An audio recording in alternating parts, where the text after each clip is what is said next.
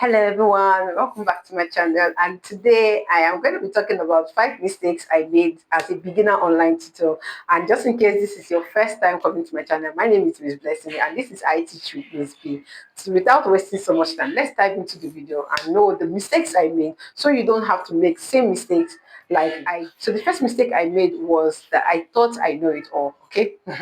So thinking you know it all because you've been a physical classroom teacher is quite different when you come into the online or the virtual space. Okay, I've been a physical teacher for over a decade, and in my head I was like, okay, I could deliver there. So it's easy, I can deliver now. And then I got the shock of my life that it is not like that. It's not like that. So there's a big difference between your physical classroom and your online classroom. Why did I say so? Now, usually the longest hours you might spend teaching online, 2 hours or 1 hour, 30 minutes. But basically, or most of the times, you will see your classes only for 1 hour, especially when you have young learners. Now, it is very important to know that the attention span of those young learners is just 15 minutes. I usually say this in all my videos that your child will only pay focus or pay attention to you for just 15 minutes. And after 15 minutes, it's very easy for them to lose focus. Sometimes you'll be talking to them and they've gone. They're thinking of something else. And then that's another reason why it's important your camera is turned on. So that for every time they go out or they are lost in thought, you can call them back. Okay, so the 15 minutes is the max that they could stay listening to you. So it's very important as an online tutor that you know how to keep your students engaged. Okay, know how to keep them engaged so that they don't feel distracted or bored with your lessons. Okay, that is one important thing. So the second one I want to share is depth. So at school or in the physical classroom, what people usually look out for is trying to cover the curriculum. Or what am I saying, people? Teachers, okay, or the school, what they really want to do is cover the curriculum. And sometimes these children are lacking in some areas when it comes to depth. Very important. These students are lacking. In fact, they're lacking a lot. So we as online tutors or we as virtual tutors or home lesson teachers, we have to find a way to fill in that gap. That's what we are trying to do. So you might not have all the time, but pick a particular topic and then focus on giving the child the information. Now let it be that when the child leaves your classroom, the child will be able to recall and use the rules or whatever it is that you have taught the child and apply it into life lessons. Okay, so that's what we are looking out or looking forward to as online tutors. Okay, so don't feel like you want to cover the curriculum. No, don't try to cover the curriculum. Don't try to say, okay, I'm going to do this and do this and do this. No, pick one aspect. You could see, I don't even mind sometimes when I go into my tutors platform and I see that some of them are on one topic for a long time and I go into what they've been doing and I see that they're actually teaching for depth. I don't mind because that's what we are trying to do. That's what we are trying to cover. We're trying to see them teach depth, not cover the curriculum. Okay, so that's the second mistake I made. I was trying to cover the curriculum which ended up badly for me. And I had to go back to drawing board and then learn these things that I'm sharing with you today. To share is not giving enough room for communication. These children love to talk. If you go on my LinkedIn channel, or sorry, not LinkedIn channel. If you go on my LinkedIn profile, you see where I put up a video where we're doing an argumentative essay between my student and I, and we're talking about homework should not be given.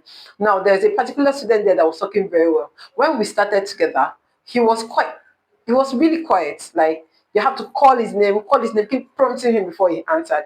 But there was a day that I came to class and then I gave them the air to communicate with me. We didn't really do much that day. I just came to class because we've been doing the whole regulars. We'll come to class, how have you been, and all of that, and then we'll go into the learning and their activity.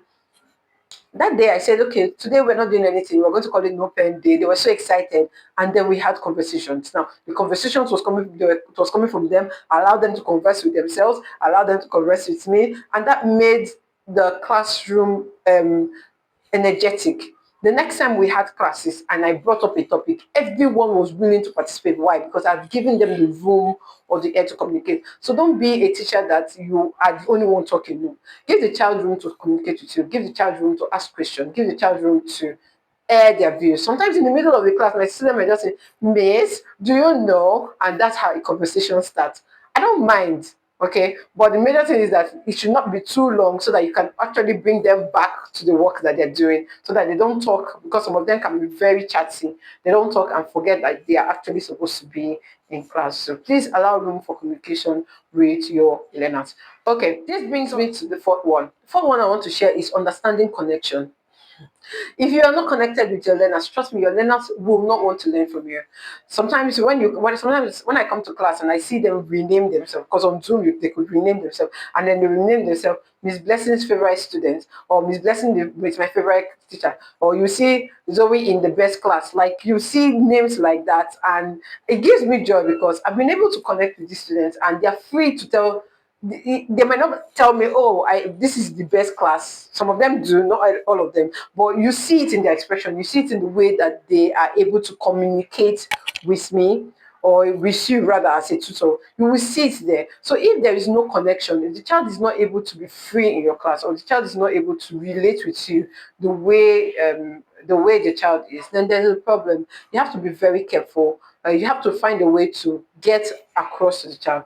If you are teaching very small learners, like maybe students in kids stage one, sing, dance, anything that will make them happy, please do it, because the children's happiness is their parents' happiness, and the parents' happiness is going to be like a review to you. The parents will be like, my child enjoyed the class so much. Why is the child enjoying? Because you have gone out of your comfort zone to make sure that the child enjoys the class, and you've connected so much with the student. There's a student of mine, I wanted to stop because I had the program I wanted to run, and then I told the parents that I want to stop. I will not be able to take the child for the particular time. The parent refused. Why? Because she was like, my child has already built connection with you. I'm not sure that we'll be able to find another tutor like you. So please, so they had to adjust their time to mine. So that's what connection brings. So you have to find a way to connect with the students, connect with them so that they are able to learn very well from you. Okay, and if you've watched to this point, I know you've learned something, or you are learning something, and please click on the like, subscribe, and share button, and please turn on your notifications so every time I come live, you'll be the first person to get it. What I want to share is being too serious. Being too serious. Please, it's not that deep. Don't be too serious when you come to class. Allow them to flow with you. Okay. Use icebreakers. Maybe if you go in the middle of the class and you notice that everyone is being quiet, too dull, even though you're trying to call them, use icebreakers.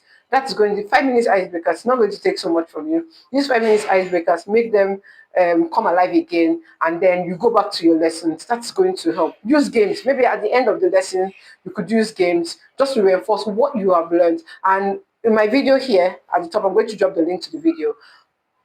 I talked about gamification tools that you could use in your classroom. So if you implement all of these, I'm sure that you are going to be a very good online tutor, that you will not make the same mistakes that I made while I was still learning or while I was still new into the online space. So you're going to go in with all these tips as a professional, or someone who knows what to do per time. Okay, so thank you for listening to this. I hope you learned something new. Please see you in my next video. Please like, subscribe, and share, and I'll see you in the next one.